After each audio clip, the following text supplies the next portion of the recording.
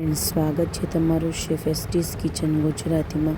આજે આપણે બહુ જ મસ્ત આ રેસીપી બનાવીશું, જે આપણે એક હેલ્ધી સેન્ડવિચ તૈયાર કરીશું। અહીંયા ફ્રેન્ડ્સ એવાકાડોની સેન્ડવિચ બનાવીશું। સ્વાસ્થ્ય માટે બહુ જ ગુણકારી છે। હા, થોડું મોંઘું આવે છે એવાકાડો, આ 100 રૂપિયાનું પીસ આવે છે, પણ હેલ્થ માટે ખૂબ જ સારું છે। તો એકદમ રાઈપ એવાકાડો એટલે પાકેલો એવાકાડો હોય, હું તમને આગળ વિડીયોમાં બતાડું છું। તો એકદમ મેશ કરીએ તો એકદમ મેશ થઈ જતું હોય છે। તો ઠળિયો આપણે પહેલાં એકદમ હાર્ડ હોય છે એનો ઠળિયો। તો પહેલાં આપણે એક બાઉલમાં એવાકાડો આવી રીતના સ્કીન એની પીલ કરશું તો રિમૂવ થઈ જશે।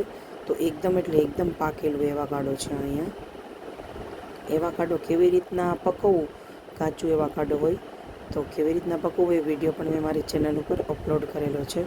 હવે આ એવાકાડો કાઢીને બધું જ એવાકાડો આપણે એક બાઉલની અંદર મિક્સ કરી લઈશું અને ઠળિયું આવી રીતના રિમૂવ કરી દઈશું। એકદમ સોફ્ટ એવું ને એકદમ મસ્ત એવું એવાકાડો હોય છે અને એકદમ ટેસ્ટમાં ક્રીમ જેવું લાગે છે। તો આનો ટેસ્ટ આવો ક્રીમ જેવો છે, તો એકદમ સોફ્ટ છે, તો આવી રીતથી પણ નીકળી જતું હોય છે। તો મસ્ત આપણે આવી રીતના એક બાઉલમાં એડ કરી દઈએ, જો આવી રીતથી।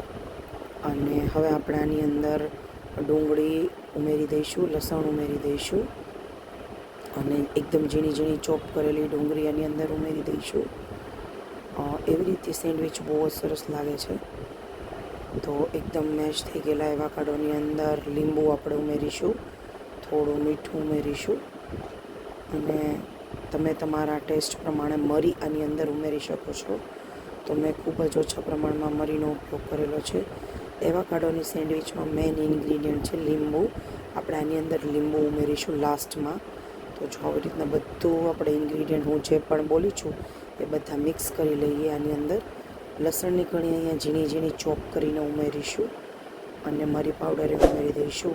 હવે તમે આને એમને પણ ખાઈ શકો છો કાચી કાચી। મેં અહીંયા એની ગ્રીલ કરી છે સેન્ડવિચને, એકદમ સરસ ટોસ્ટ કરી છે। તો મેં અહીંયા બ્રાઉન બ્રેડનો મેઇન ઉપયોગ કરેલો છે। બ્રાઉન બ્રેડની અંદર આપણે બધો મસાલો મિક્સ કરી અને એને ગ્રીલ કરી લઈશું। જો આવી રીતના ટેસ્ટમાં બહુ જ મસ્ત એવી લાગે છે।